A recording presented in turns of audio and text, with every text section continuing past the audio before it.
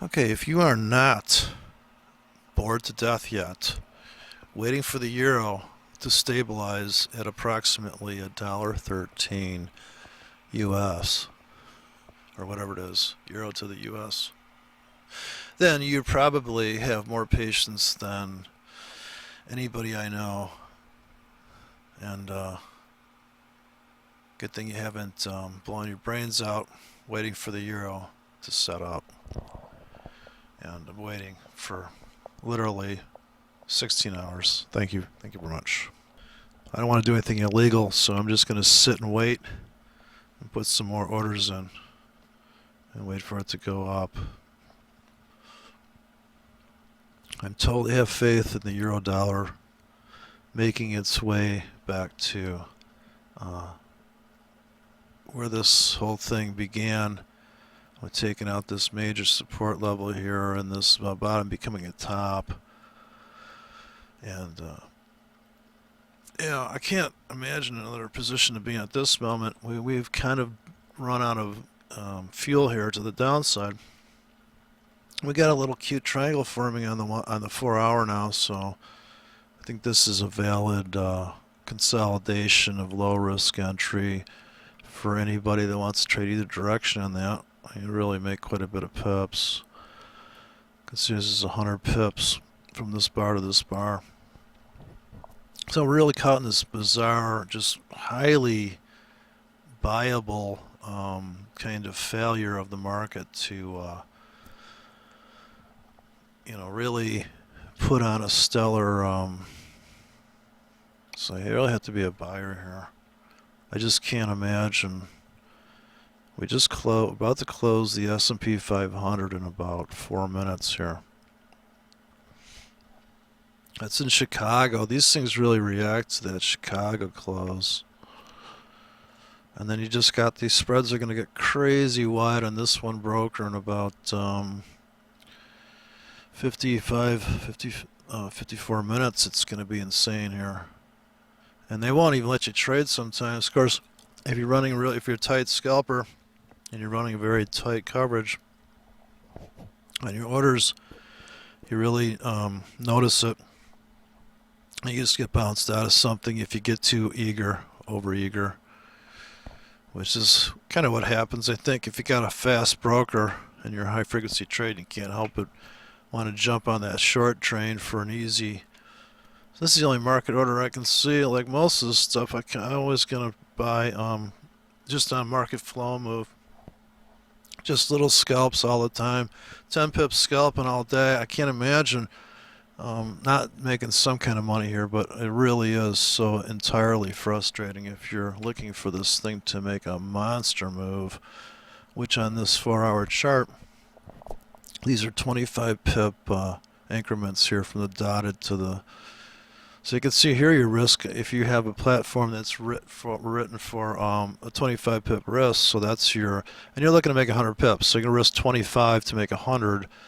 Then you're going to be in this kind of situation where you're looking for those kind of windows where you can run a tight stop. Here's a 25 pip stop for amazing collapse into this hole and just spill out into no man's land of just, see a buy, goes in historical prices, and then just absolute problem with pricing.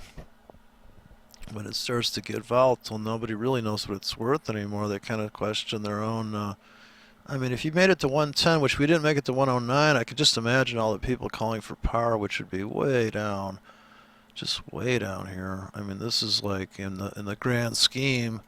Certainly all the par bandits, like here's 99 cents.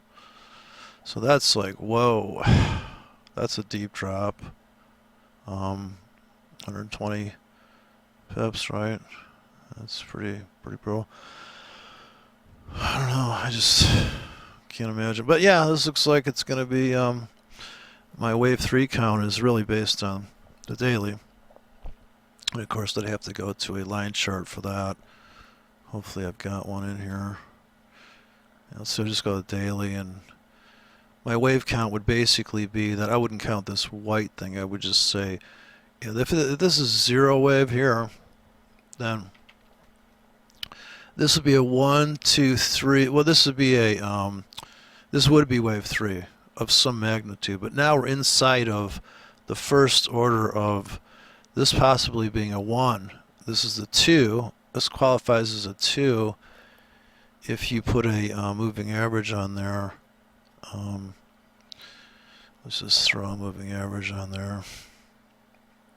We just put a big fat, we'll put a yellow one in here. We'll just dial it down to 1. So here you can see the waves better. Here's a classic double top failure. So this is now the new. So yeah, we could take a dippity-doo down here.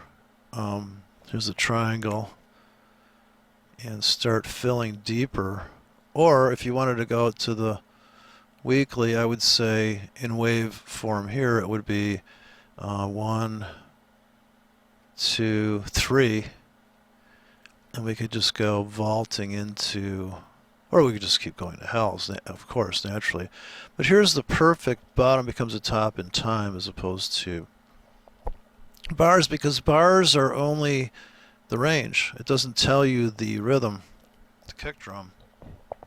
True story here. So yeah, if we zoom out, we can see the perfect channel display of the price pulse without any, it's pretty clean Elliott waves here. If we do this, keep this keyed like this. Let's change the color of that, make it a little bit more legible, and make it fatter, I guess. Here, let's just go with, I don't know, pink. Let's crank it up here. Okay, so, and then you would just key that, you would index it off of this, and then bring this down and connect it on the lowest close within this bar for your price projection. So you're just going to cue that. The nice thing is you can always tighten up, and then I do the same over here from this peak to this peak and hang it off the lowest close within that. And it far exceeded that projection, and then you would do the projection off the biggest peak in this, off the lowest close. That's giving you a price projection that's pretty accurate. Let's see. That's pretty accurate. Well, price-wise, not exactly time-wise, because it seemed to get there faster than. I guess you can't have everything, but you can always try. I guess cycle-wise, if you consider this to be the major. Let's see. I can't really draw a line. I can draw one here, I guess. Right now, not quite. I guess I'd be cheating. I don't want to do that, but if you hang it here. Let's see, let's go for the big wave. Well, just disregard that hilltop there. Let's backward engineer it and see. Okay, if I take this whole span, which is pretty valid, we never broke that line, so it looks like a valid lowest close in there would be up in there, and the actual lowest close is here. But that's how this market usually goes legging through something, is it does that big lunge, and there's a big lungeability to this thing. So we go all the way to 109, I suppose. Now certainly on the price wise, right, you're thinking like that, but this being the big or you could back it up a notch here. I guess you could always scooch it in there, of course, but you broke the line up there, so you can't push it too hard. But that looks like, yeah, it is still tanking like nobody wants it. There's nobody who wants to get involved in this currency. Nobody wants nothing to do with it. And if you go to the other time frame, a half hour still melting. Like the Wicked Witch. I'm melting. Yeah, you can't get more boring than this. There is really no other way. Whereas this broker always looks more bullish. I think they're tricking me on this broker. So I put in these crude support and resistance lines, and this is really just based on the edge of the market as opposed to the beat of the market, which you'd have to say is If you go to the 4 hour in here, you take all this off, strip this out, go to normal scaling, delete all objects. Yeah, looks like we got you got a bottom here, just in the most crudest of wave analysis. You could draw a trough in here, so right, you got this going on, and you're caught in this trap. You're caught in like this kind of. I guess you can make the argument for a break out of that channel where you're finding support, and you know, how much fuel can we dive back down here and retest this double bottom here that coincides with this? Like this is like a shoulder and a double shoulder to this walk up. You can zoom in.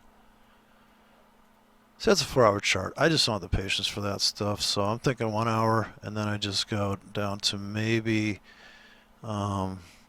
Yeah, we just have to. So I'm putting buy stops above these fractals, and then if it goes up, I get picked up in the tide. If it doesn't, no harm, no foul, right? I could probably get stopped out of some of these market orders where I just kind of thought, absolutely, right now we're going to make a lunge. And then, of course, I have the iceberg orders that are like crazy out deep, and then we got to plunge down here within the next 15 minutes or 4 hours, depending on what you want to risk, but certainly worth the reward here. These are 25 pip, this dotted line here, 25 pips here, 25, and then, you know, if you have an order bank in here that's going to capture a 50 pip swing like this, look at, it's just dippity-doo trading, and then, of course, running that iceberg constantly way out there to capture any psychosis that might appear, like this kind of stuff, where it's just like, oh yeah.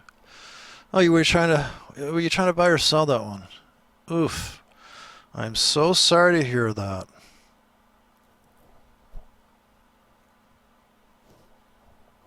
Yep.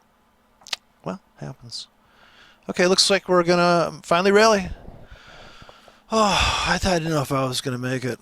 Okay, they just closed the S&P 500 6 minutes ago, and I think everybody's realized that, yes, the stock market is cooked, baked, done, goodbye-o, right?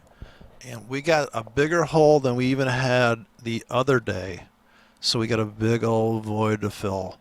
Come on, people. You can do it. Let's crowdfund this one. Everybody call their broker. Get on the long euro now, or you're going to... I'm sorry. You're going to miss the boat.